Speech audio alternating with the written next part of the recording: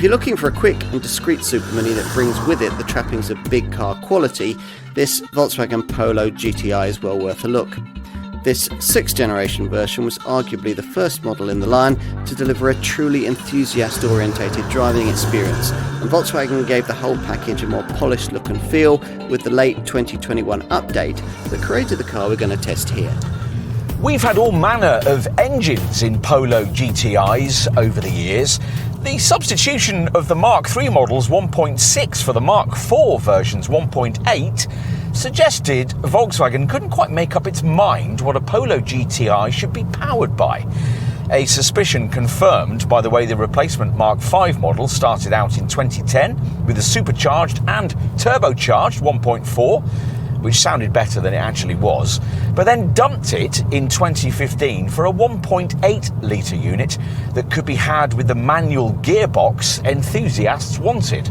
In 2017, though, it seemed that Wolfsburg had finally got it right, fitting the Mark VI Polo GTI out with the 2-litre turbo unit borrowed straight from the Golf GTI.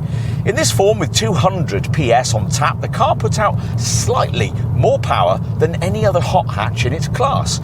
And it could be had, in theory, with a manual gearbox, though in the event, Volkswagen hardly imported any stick-shift models at all. And sales dwindled so much that the Polo GTI was actually deleted from the range for a short time until this facelifted version arrived in late 2021. No, it doesn't have the fiery temperament of its two arch rivals, the Ford Fiesta ST and the Hyundai i20N, but it's as fast as either of them and has much less of a boy racer feel.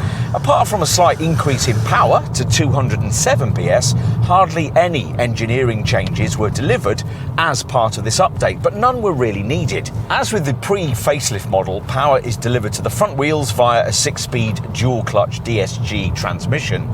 For our market, sadly, there's now no manual option. A rest to 62 miles an hour takes just 6.5 seconds on the way to 149 miles an hour. Other changes over the standard Polo include different front suspension knuckles, a stiffer torsion beam at the rear, revised suspension bushings, and different axle geometries and roll centres. It certainly all delivers a very focused hot hatch, though those who prefer a more playful chassis and more communicative steering might still prefer the Livewire Ford. The difference with this Volkswagen, though, is that, like generations of Golf GTIs, it has a dual personality, able to play the school-run Super Mini without an unwanted motorsport demeanour. But then, on the return leg home, with the drive mode and the suspension both set to sport, able to entertain almost as immersively as its more extrovert rivals. Even the engine switches from Jekyll to Hyde. It's all rather surprising. This being Volkswagen, you'd probably be shocked were this car not challenging amongst the class best in terms of efficiency. Sure enough, even with the DSG auto transmission fitted, this GTI variant manages 41.5 mpg and 155 grams per kilometre of CO2, which looks good compared to this model's manual-only rivals. The Fiesta ST manages 42.2 mpg and 151 grams per kilometre, and the Hyundai i20N can only manage 40.4 mpg and 158 grams per kilometre. The Polo GTI doesn't really go too large on extrovert styling, with much the same low-key, high-quality aesthetics as its hot hatch Golf showroom stablemate. There's a more aggressive GTI styling pack with uniquely shaped front and rear bumpers and a black honeycomb front air intake. If you know your Polos, you'll notice the smoother front-end styling of this facelifted model, which includes a red stripe across the grille and headlights, those lamps featuring the brand's piercing IQ Light intelligent LED tech. In profile, you might notice the GTI front wing badging and the Sport Select suspension lowered by 15mm. Maybe also the bigger wheels with their red brake calipers. There's a choice of 17-inch Parker alloys or, as in this case, optional Ferro 18-inch rims. Most customers also want this test car's black roof pack, a no-cost option. At the rear, this facelifted model gets red GTI badging, a prominent roof spoiler, and revised, more Golf-like tail lamp clusters. The result is a more mature, grown-up level of pavement presence. Drop inside and you'll find sport seats with a special GTI checked pattern, which is almost certainly the most extrovert aspect of the Polo GTI's entire attire. A key change with this updated version is the incorporation of Volkswagen's digital cockpit, a 10.25-inch digital instrument screen which replaces the standard binnacle dials. Soft touch plastics and subtle aluminium detailing are the order of the day, and the cabin is a little less austere than before. Volkswagen's even let its hair down a bit and standardised this rather extrovert King's Red glossy trim for the dash and front door panels. The other GTI additions are more subtle. Aluminium look pedals, black gloss instrument surrounds, red stitched carpet mats and a red stitch wheel all add a performance vibe.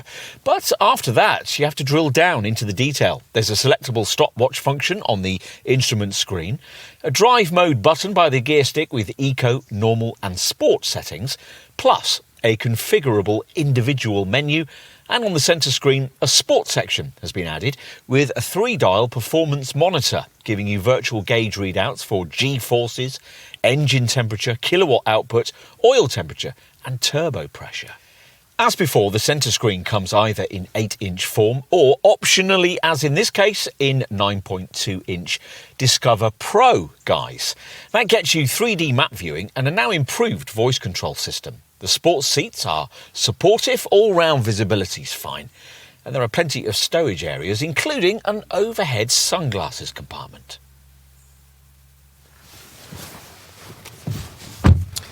In the rear, there's a small but significant increase in the room for head and legs that you get in either a Fiesta ST or a Hyundai i20N, but it's still only really roomy enough for two, thanks to this high centre transmission tunnel. Rear quarter lights help with an area ambience, and twin USB-C ports are provided. Out back, you get a practical 355-litre boot, though there's not much further space beneath the floor. Fold the 60-40 split backrest, and that increases to 1,125 litres. Until this 6th generation model arrived, the Volkswagen Polo GTI was a car that had never really been let off the leash for fear of cannibalising sales of the more profitable Golf GTI. It never quite learned to let its hair down. Now, you could argue that it still hasn't in this facelifted form. A car which you could buy and use quite sedately, never really knowing the fiery spirit that lurked within. Potential Fiesta ST and Hyundai i20N customers will continue to ignore it for just that reason, but we rather like its two-dimensional demeanour. If price or weird cabin electronics have put you off a Golf GTI, and we could understand that, but you still want the kind of polished, accessible, classy hot hatch it used to be, then this, very possibly, is your car. It's the consummate all-rounder in this class. Other segment rivals will put a bigger grin on your face through a twisting country road, but a Polo GTI is a much better only car than any of them. A compromise, then? Or a more complete package? You might enjoy yourself more than expected in finding out.